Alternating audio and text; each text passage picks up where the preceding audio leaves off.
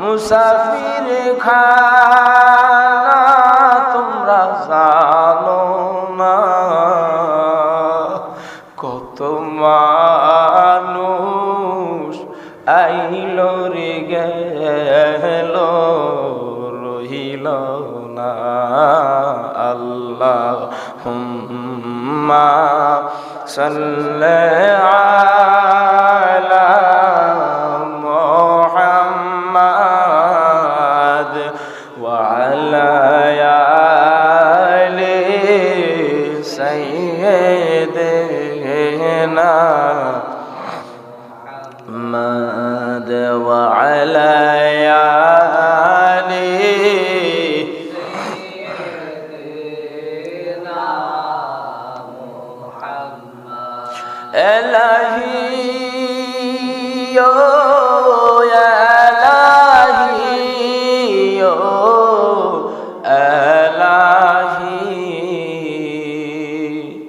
মাফ করে দাও রব্বুল আলামিন। এলাহি আল্লাহুম্মা সাল্লি আলা মুহাম্মাদ ওয়া আলা আলি সাইয়্যিদিনা মুহাম্মাদ ওয়া আলা আলি সাইয়্যিদিনা মুহাম্মাদ। তুমি যদি মাফ না করো বান্দারে, তুমি যদি মাফ না করো বান্দারে, বান্দা তখন যাবে রে বল কার ধারে। আল্লাহুম্মা সাল্লি আলা মুহাম্মাদ ওয়া আলা আলি সাইয়্যিদিনা মুহাম্মাদ ওয়া আলা আলি সাইয়্যিদিনা। লা ইলাহা ইল্লাল্লাহ, লা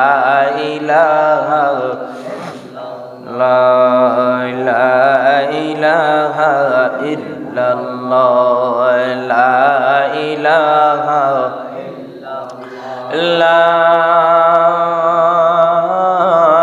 ইলাহা ইল্লাল্লাহু মুহাম্মাদুর রাসূলুল্লাহ সাল্লাল্লাহু আলাইহি ওয়াসাল্লাম।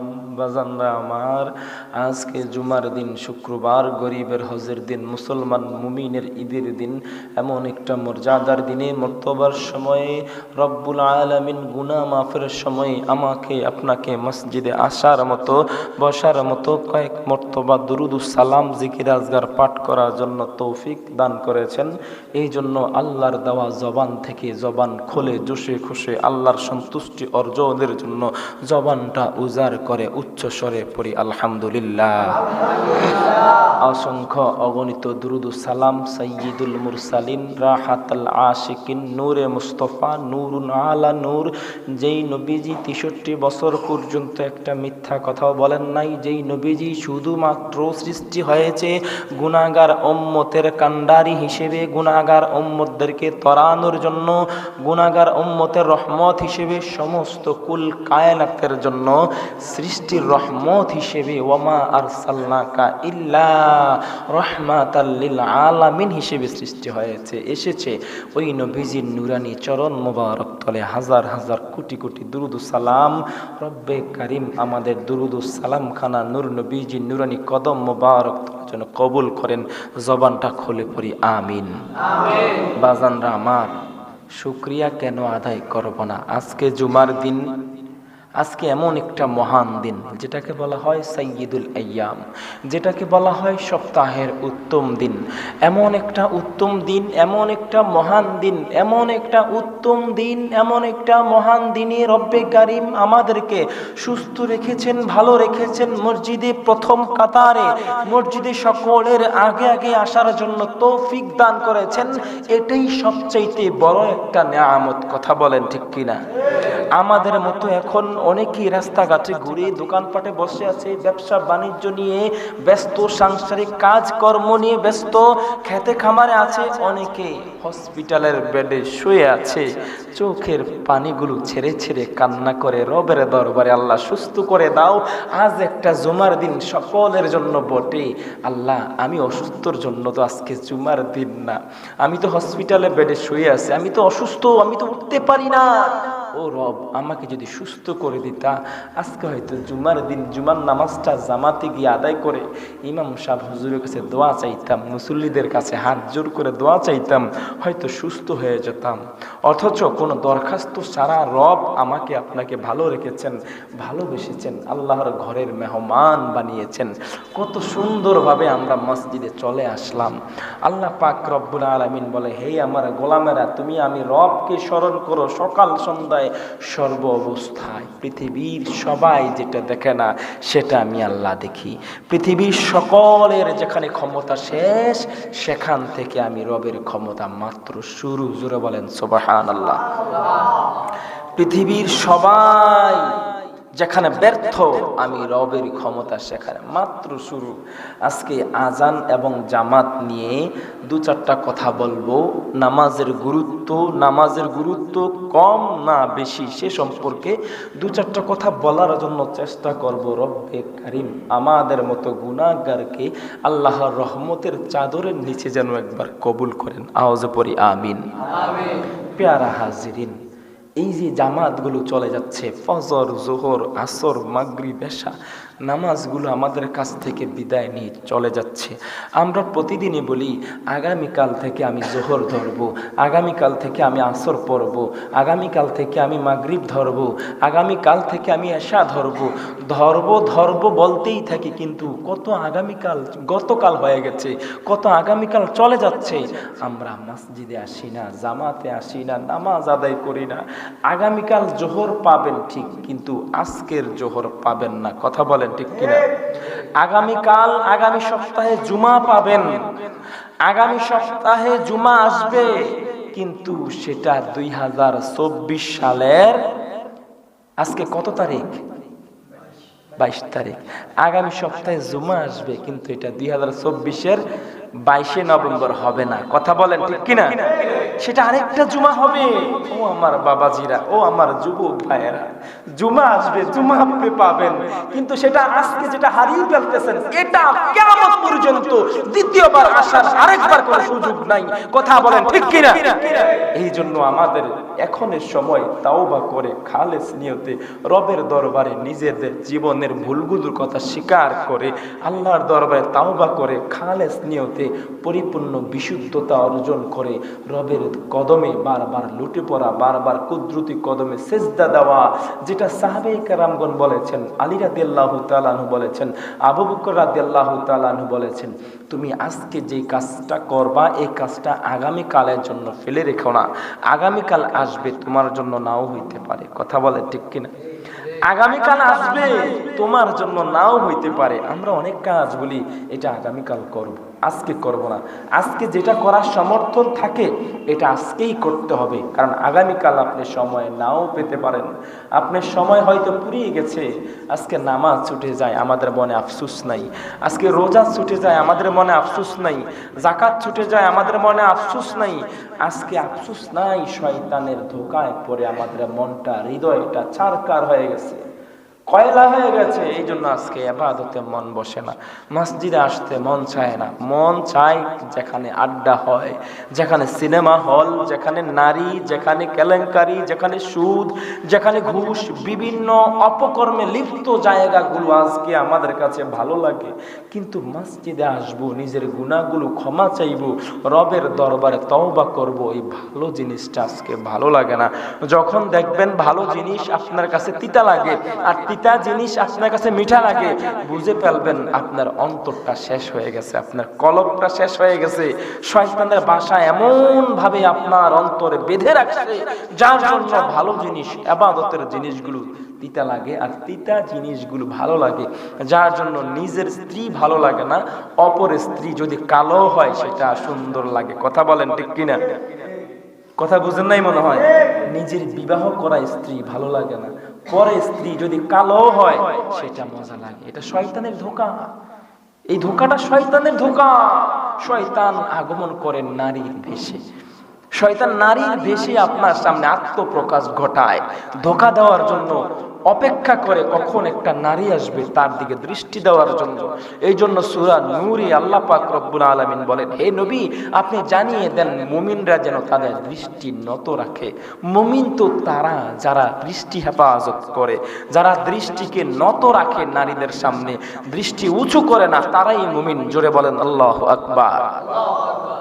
আল্লাহ পাক রব্বুল আলামিন আমাদের ভিতরে যেন পরিপূর্ণ তাকওয়াবান ফরেজগার হওয়ার মতো যেন আমাদেরকে তৌফিক দান করো। জোরে বলেন আমিন। আমরা নামাজ পড়ি, নামাজে আমাদের মনোযোগ নাই। আমরা নামাজ পড়ি, রুকু করি, সিজদা করি, তাসবিহ পড়ি, এরপরও ভুলে যাই কয় রাকাত পড়লাম, কি 3 রাকাত হইল না 4 রাকাত হইল, কি 5 রাকাত পরে করলাম, সিজদা কি 2টা দিলাম না 3টা দিলাম। নামাজে মনোযোগ নাই। নামাজে দাঁড়িয়ে যাই দোকান পাটের হিসাব, ব্যবসা বাণিজ্যের হিসাব, বাড়ি গাড়ির হিসাব, ছেলে মেয়ের হিসাব, সকল হিসাবগুলো আমাদের মাথায় চেপে বসে। অথচ আমি কার কদমে সিজদা দিচ্ছি, কার দরবারে দাঁড়িয়েছি, আমার জীবনে পাপরাশি কি কম না বেশি, জীবনে গুনাহ কি অল্প করেছি না অধিক করেছি, এই গুনার কথা চিন্তা করে রবের দরবারে দাঁড়াইলাম। এমন এক জায়গায় দাঁড়িয়েছি যেখানে দাঁড়িয়ে আমি হয়তো রবকে দেখি না, কিন্তু রব অবশ্যই আমাকে দেখে, অবশ্যই রব এখানে হাজির আছেন। রবের কুদরতি কদমে আমি কদম লুটে দিচ্ছি, আমার সিজদার পর সিজদা দিচ্ছি, আমার কপাল লুটে দিচ্ছি রবের কুদরতি কদমে। আমার দুনিয়াবি খেয়াল কেন আসবে, দুনিয়াবি সাংসারিক খেয়াল কেন আসবে? এই জন্য আমাদের সিজদাগুলো কবুল হয় না, আমাদের ইবাদতগুলো কবুল হয় না। যেমন ভাবে নামাজ না পড়েও আল্লাহর কাছে নামাজি হয়ে যায়, নামাজ পড়ে নাই কিন্তু আল্লাহর কাছে নামাজি হয়ে গেছে, আর নামাজ পড়ে আল্লাহর কাছে বেনামাজি। কেমন ভাবে? আমি প্রায় সময়ে বলি, অনেক জায়গায় আপনাদের এখানে আমি বলেছি, যেমন ভাবে একটি লোক দৌড়ে আসছে, দৌড়ে যখন আসছে, আসার পরে দেখতেছে মসজিদের ভিতর থেকে সব লোকগুলো বাহির হয়ে যাচ্ছে। ইমাম সাহেবকে ডেকে বলতেছে, হে ইমাম সাহেব, হুজুর আমি তো দৌড়ে আসছি নামাজ আদায় করার জন্য, নামাজ আমি আজকে জামাতে আদায় করব, নামাজ কি হয়ে গেছে? ইমাম সাহেব বলতেছে, জামাত তো শেষ, জামাত তো হয়ে গেছে। এই কথা বলা মাত্রই ওই লোকটা কেঁদে ফেললেন, আসমানের দিকে তাকাইয়া চক্ষু থেকে পানিগুলো ঝরঝর করে ছেড়ে দিলেন আর বললেন, আহ জামাতটা ধরতে পারলাম না। যখন চোখ থেকে পানিগুলো ছেড়ে দিলেন, ইমাম সাহেব হুজুর চোখ বন্ধ করে দেখতেছে, তার আগ শব্দটা আরশ মোয়াল্লায় গিয়ে এমন ভাবে লেগেছে, আল্লাহর আরশ মোয়াল্লা একটা কুদরতি ভাবে ঝাঁকাই দিয়েছে। আল্লাহ বলে, হে গোলামেরা, হে মুসল্লিরা, তোমরা যেভাবে নামাজ পড়েছো আমার আরশ মোয়াল্লা কাঁপে নাই। এই লোকটা তাকওয়া সহকারে, ফরজগার সহকারে আমি আল্লাহকে স্মরণ করছে, নামাজ পড়ে নাই, সিজদা দেয় নাই, অথচ মন থেকে আফসোস করে আহ বলছে। আহ বলা মাত্রই তোমাদের মতো হাজারো মুসল্লির নেকগুলো আমার আহ বলা মাত্র আমলনামায় দিয়ে দিলাম। জোরে বলেন আল্লাহু আকবার। নামাজি হতে হবে তো এমন।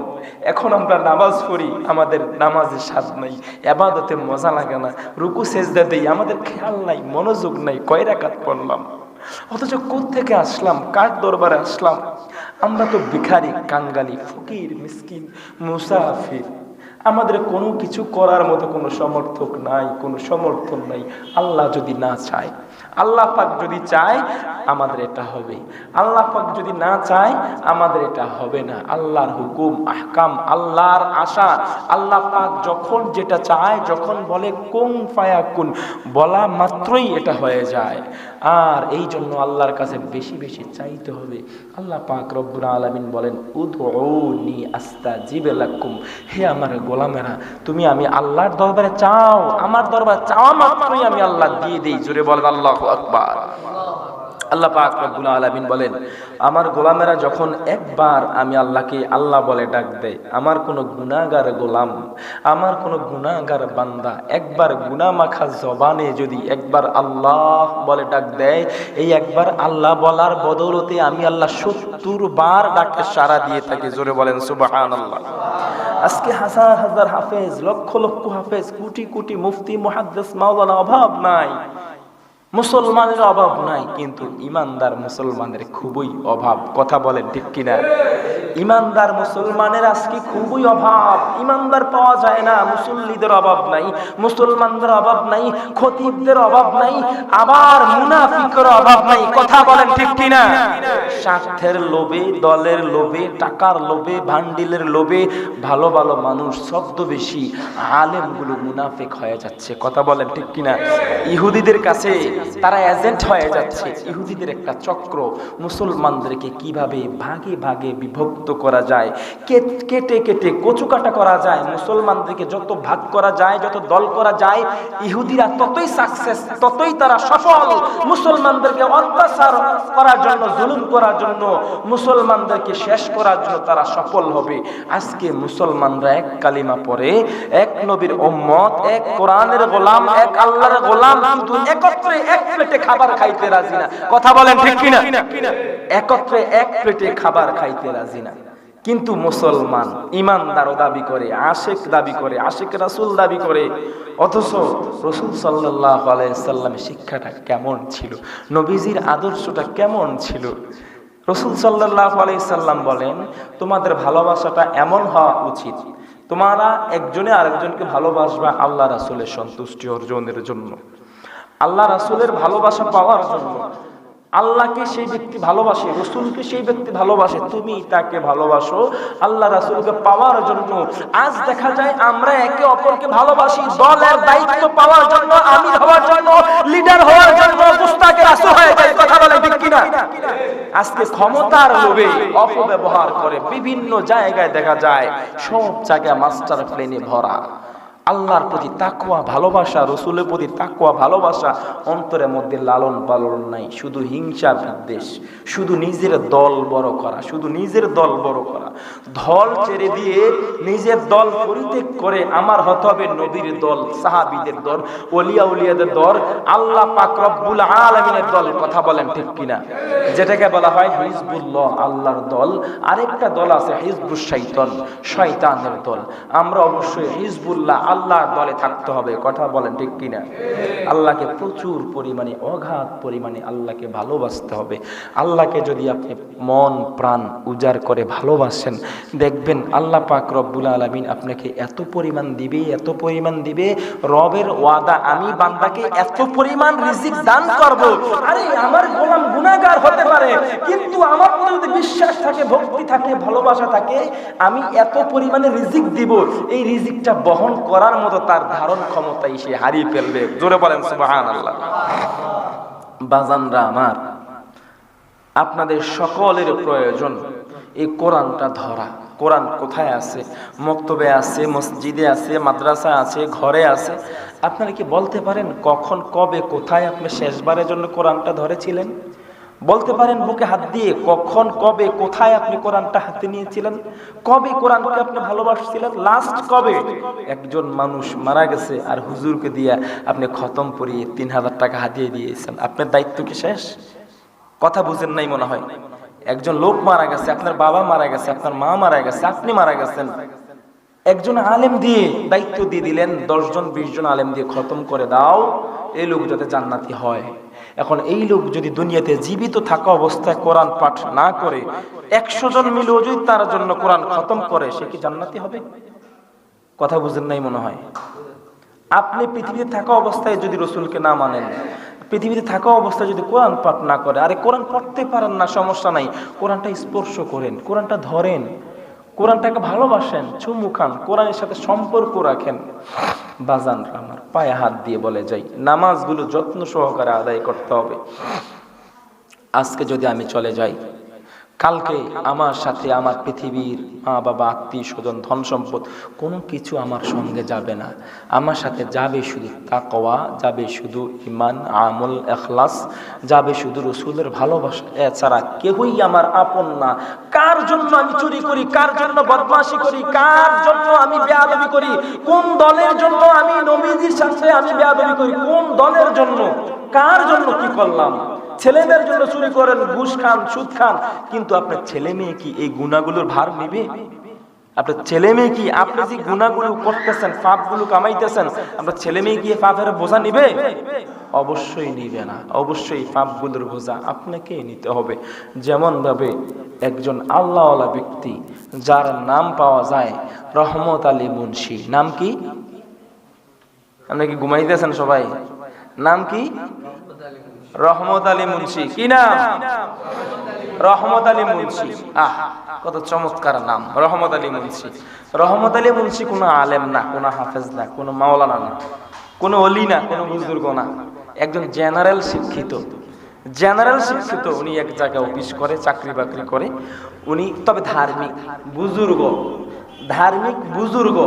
এই ধার্মিক বুজুর্গ উনি একদা ওনার অফিসে যাচ্ছিলেন, যাওয়ার সময় দেখতেছে এক এলাকায় দেখা যায় অনেক মানুষ একসাথে দাঁড়িয়ে আছে, জড়ো হয়।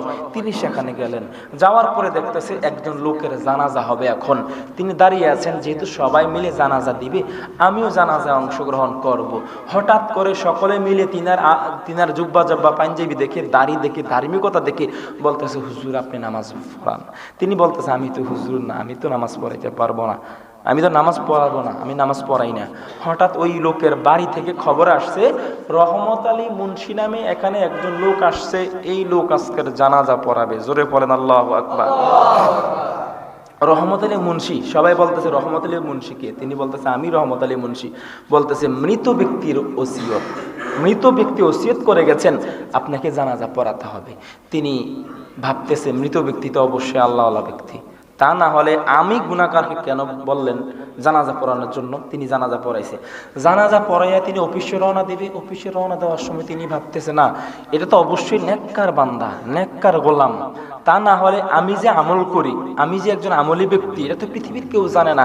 আমার সঙ্গে রসুলের সঙ্গে গোপন সম্পর্ক, আমার সঙ্গে নবীজির সঙ্গে প্রেমের সম্পর্ক, আল্লাহর সঙ্গে আমি সম্পর্ক রাখি রাত্রে আধারে, তাহাজ্জুদের বিছানা, এটা তো কেউ জানে না। এই ব্যক্তি যেহেতু জানছে, অবশ্যই আল্লাহওয়ালা ব্যক্তি, এই ব্যক্তির দাফন কাফন পর্যন্ত থাকবো, আমি পুণ্য হাসিল করে যাব, এই ব্যক্তি থেকে ফয়েজ নেব। এই কথা বলে তিনি দাফন কাফনে শরীক হলেন। শরীক হওয়ার পরে তিনি নিজে এই ব্যক্তির কবরে নামলেন। কবরে নামার পরে তিনি নিজে এই ব্যক্তিকে কবরে শোয়াইলেন, দাফন কাফন করছে। দাফন কাফন করার পরে রহমত আলী মুন্সি আবার অফিস পর্যন্ত চলে গেছে বিদায় নিয়ে। যখন অফিসে গেলেন, অফিসে যাওয়ার পরে তিনি অফিসে প্রবেশ করতে পারছেন না। কেন পারে না? তিনার পরিচয়পত্র হারিয়ে গেছে, তিনার কার্ড নাই। অফিসে যে ঢুকবে, তিনার পরিচয়পত্র নাই। এখন তিনি কিভাবে অফিসে ঢুকবে? তিনি খেয়াল করতে লাগলেন, হায়রে, ঘর থেকে তো পরিচয়পত্র নিয়ে আসছিলাম, পরিচয়পত্র কই গেল? ভাবতে ভাবতে হঠাৎ মনে হলো, আমি তো দাফন কাফন করছি পথে। খেয়াল করতে করতে করতে করতে কবরস্থানে পাশে গেছে, যাইয়া ওনার মনে হয়েছে ওই ব্যক্তির যে কবরে নামাইছে কিছুক্ষণ আগে, তিনার পরিচয়পত্রটা কবরে হয়তো পড়ে গেছে, এটাই শিওর। এই কথা ভেবে তিনি লোকজনকে ডাকলেন, ডেকে বলতেছে, আমি চাইতেছি এই ব্যক্তির কবরটা খোঁড়ার জন্য, আমার প্রয়োজনীয় জরুরি কাগজপত্র, এগুলো না হলে আমার চাকরিটা থাকবে না, আমি হালালভাবে কামাই করতে পারবো না, আমার পরিবারকে চালাইতে সমস্যা হয়ে যেতে পারে। এখন আপনারা কি বলেন? সবাই বলতেছে, হুজুর আপনি যেহেতু ইমামতি করছেন, জানাজা দিয়েছেন, তো আমরা অনুমতি দিলাম, আসেন সবাই মিলে আমরা কবরস্থানে যাই। সবাই মিলে যখন কবরস্থানে গেলেন, কবরস্থানে যাওয়ার পরে তিনি কবর খুললেন। কবর খুলে তিনি পরিচয়পত্র নিবে। কবর খুঁড়ে তিনি কবর থেকে শুধু সুঘ্রাণ আসে, শুধু সুঘ্রাণ আসে, শুধু সুঘ্রাণ আসে। কবর যখন পুরো পুরো মেলা হলো, দেখা হলো কবরটা একটা গোলাপ ফুলের বাগান হয়ে গেছে। যে লোককে কবরে শুয়েছে, ওই লোকের পুরো শরীরে গোলাপ ফুলের পাপড়ি দিয়ে ভরপুর, জান্নাতি লেবাস, জান্নাতি সুঘ্রাণ, গোলাপ ফুলের তাজা ফুলের ঘ্রাণ আসে।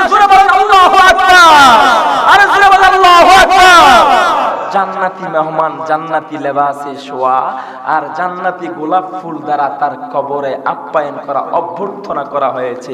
এই দৃশ্য থেকে রহমত আলী মুন্সি তিনি কি করতেছে, তিনি পরিচয় পত্রের কথা ভুলে গেছে।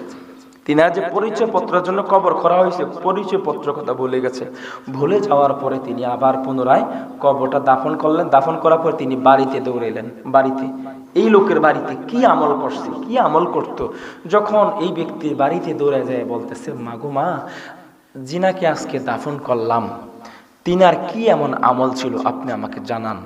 ওই ব্যক্তি বলতেছে হুজুর, তিনার তো কোনো এমন বেশি কোনো আমল ছিল না। ৪৫ বছর আমাদের বিবাহের সম্পর্ক ছিল, ৪৫ বছর আমি এই লোকটার সংসার করছি। এই লোকটাকে কখনো নামাজ কাজা করতে দেখি নাই। ৫ ওয়াক্ত নামাজ সময় মতো আদায় করতেন, রসুলের প্রতি দুরূদ শরীফ আদায় করতেন, রসুলকে অগাধ প্রেম ভক্তি ভালোবাসা সহকারে দুরূদগুলো সম্মানগুলো আদায় করতেন, রসুলের প্রতি অগাধ দুরূদ শরীফ প্রেম ভালোবাসা ভক্তি। এবং কি দেখতাম, প্রতিদিন ফজরের সালাত আদায় করে প্রতিদিন ফজরের পরে কোরআন হাতে নিয়ে বসতেন। আর আমার স্বামী জেনারেল শিক্ষিতও না, আরবি শিক্ষিতও না, কোনো শিক্ষা দীক্ষা আমার স্বামীর ভিতরে ছিল না, কোনো শিক্ষা দীক্ষা আমার স্বামীর ভিতরে ছিল না। শুধু নামাজ পড়ার জন্য কয়েকটা সূরা সহিশুদ্ধভাবে শিখছিল, নামাজ পড়ার জন্য কয়েকটা সূরা পারতো, আর কোরআন শরীফ পড়তে পারতো না, আলিফ বাতা চিনত না, হরফ চিনত না। কিন্তু কোরআন শরীফ খুলে কোরআনের আয়াতের মধ্যে হাত দিত। প্রতিদিন সকালে হাত দিয়া বলতো, আল্লাহ তুমি এখানে যা বলছো সত্য বলেছো। আবার দ্বিতীয় আয়াতে হাত দিত, হাত দিয়া বলতো, আল্লাহ তুমি এটাও সত্য বলেছো। আবার তৃতীয় আয়াতে হাত দিত, দিয়া বলতো, আল্লাহ তুমি এটাও সত্য বলেছো। এভাবে এক লাইন করে ৬,৬৬৬ আয়াত পর্যন্ত আমার স্বামী প্রতিদিন ফজরে পরে যতটুক পারতো অতটুক হাত রাখতো, আঙ্গুল রাখতো, রেখে রেখে বলতো, আল্লাহ তুমি যা বলেছো কোরআনে সত্য বলেছো। এই একটা আমলে দেখেছি। ওই লোক বলতেছে, খোদার কসম, এই কোরআনের প্রতি এত ভালোবাসা, রসুলের প্রতি এত ভালোবাসা, দুরূদের প্রতি এত ভালোবাসা, কোরআন পড়তে পারে না, তারপরে আঙ্গুল লাগায়া লাগায়া মুহাব্বত করছে, আর আল্লাহ সত্য সাক্ষী দিয়েছে। এই জন্যই তার কবরটা আজকে বেহেশতের গোলাপ ফুলের বাগান হয়ে গেছে। চিৎকার মেরে বলেন আল্লাহু আকবার। তাকায় দেখেন বাবাজিরা আমার, বড় মুফতি মুহাদ্দিস হওয়া শর্ত না, একজন খাঁটি ইমানদার হওয়া শর্ত। কথা বলেন ঠিক কিনা? বড় মুফতি মুহাদ্দিস, বড় বুজুর্গানে দ্বীন, বড় পীর মাশায়েখ এমনটা হতেই হবে, এটা আপনার জন্য শর্ত না। কে বলছে যে হইতে হবে? আপনি নিজেও জান্নাতে যেতে পারবেন, আপনি নিজেও জান্নাতে যেতে পারবেন। এখানে কয়জন ওলি আছে, কয়জন কৃষক আল্লাহওয়ালা, কয়জন রিকশা ড্রাইভার আল্লাহর ওলি, কয়জন মেতর মুসি আল্লাহর ওলি, বলা যায় না কে কখন ওলি হয়ে গেছে, কোন ওলির নজর লাগছে, কে কিভাবে ওলি হয়ে গেছে, বড় মুশকিল, বলা যায় না। ওলি যেমন ভাবে ওলি সংঘাতে আমরা পাই, প্রধানত ওলি 4 প্রকার। এক প্রকার ওলি হলো এই লোক মা বাবা দোয়ায় ওলি হয়ে গেছে, বিনা ফুজিতে মা বাবা দোয়া করছে তার জন্য, এই জন্য সেই ব্যক্তি আল্লাহওয়ালা, আল্লাহর ওলি হয়ে গেছে, মা বাবার দোয়ায় আল্লাহর ওলি। আরেকটা ওলির নজরে আল্লাহর ওলি, আরেকটা ওলির দোয়ায় আল্লাহর ওলি, আরেকটা ওলির খেদমতে আল্লাহর ওলি। জোরে বলেন সুবহানাল্লাহ। আমাদের প্রকারটা কোনটা দেখেন, আমরা কোন স্তরে আছি, আমরা কোন স্তরে আছি, কোন প্রকারে আছি, সেদিকে লক্ষ্য করে বর্তমান প্রেক্ষাপটকে সামনে রেখে, স্মরণ রেখে আখিরাতে যেতে হবে, পরকালে হিসাব নিকাশ দিতে হবে, মালিকের সামনে দাঁড়াতে হবে। ওয়া আম্মা মান খাফা মাকামা রাব্বিহি ওয়া নাহা নাফসা আনিল হাওয়া। রবের দরবারে, রবের সম্মুখে আপনি কিভাবে দাঁড়াবেন? আমরা যে এখন গুনাহগুলোর দিকে ধাবিত হই, যেই সমস্ত গুনাহগুলো আমরা করে ফেলি, এই মুখটা নিয়ে আল্লাহর সামনে কিভাবে দাঁড়াবেন বাবাজিরা আমার? আপনি কিভাবে দাঁড়াবেন? আল্লাহর সাথে যে নাফরমানিগুলো দৈনিক হচ্ছে, রবের সামনে কিভাবে দাঁড়াবেন? আল্লাহ পাক রব্বুল আলামিন বলে, আমার সামনে কিভাবে দাঁড়াবে, কোন মুখে দাঁড়াবে, এই চিন্তায় যারা গুনাহ পরিত্যাগ করে, গুনাহ ছেড়ে দেয়, তাদের জন্য আমি জান্নাতুল মাওয়া রেখে দিয়েছি, তাদেরকে মেহমানদারি করার জন্য। জোরে বলেন আল্লাহু আকবার। অবশ্যই আল্লাহকে ভয় করতে হবে, রাসূল সাল্লাল্লাহু আলাইহি সাল্লামকে অগাধ পরিমাণে ভালোবাসতে হবে, নিজের জানের চাইতে, প্রাণের চাইতে, ছেলেমেয়ের চাইতে, পরিবারের চাইতে, ধন সম্পত্তির চাইতে হাজার গুণ, লক্ষ কোটি কোটি গুণ রাসূল সাল্লাল্লাহু আলাইহি সাল্লামের প্রতি প্রেম ভক্তি ভালোবাসা থাকতে হবে। আল্লাহ পাক রব্বুল আলামিন আমাদের সকলকে হক্কানি মুসলমান হিসেবে, হক্কানি আশিক রাসূল হিসেবে আল্লাহ পাক রব্বুল আলামিন যেন আরশমু আল্লাহ কবুল করেন। আওয়াজ পড়ি আমিন। আর আমরা যে সমস্ত নামাজ পড়ি বেখেয়ালে, উদাসীন হয়ে, এই সমস্ত নামাজিরা এই নামাজ নিয়েই তারা জাহান্নামে যাবে। কথা বলেন ঠিক কিনা? এই সমস্ত নামাজ নিয়ে তারা জাহান্নামে যাবে বেখেয়ালে, উদাসীন হয়ে। ফাওয়াইলুল লিল মুসাল্লিন আল্লাযীনা হুম আন সালাতিহিম সাহুন। কথা বলেন ঠিক কিনা? এই জন্য আমাদের খেয়াল রেখে ভক্তি, ভালোবাসা, শ্রদ্ধা, বিনয়, নম্র সহকারে নামাজগুলো আদায় করব। আল্লাহ পাক রব্বুল আলামিন আমাদেরকে যেন তৌফিক দান করেন, আমরা যেন সব সময় তওবার হালতে থাকতে পারি, ঈমানের হালতে থাকতে পারি, রাসূলের প্রেম, ভালোবাসা, ভক্তি, মহাব্বত নিয়ে চলাফেরা করতে পারি। আল্লাহ যেন আমাদের সবাইকে কবুল করেন। আওয়াজ করি আমিন। ওয়া মা আলাইনা ইল্লাল বালাগ। আসসালামু আলাইকুম ওয়া রাহমাতুল্লাহি ওয়া বারাকাতুহু।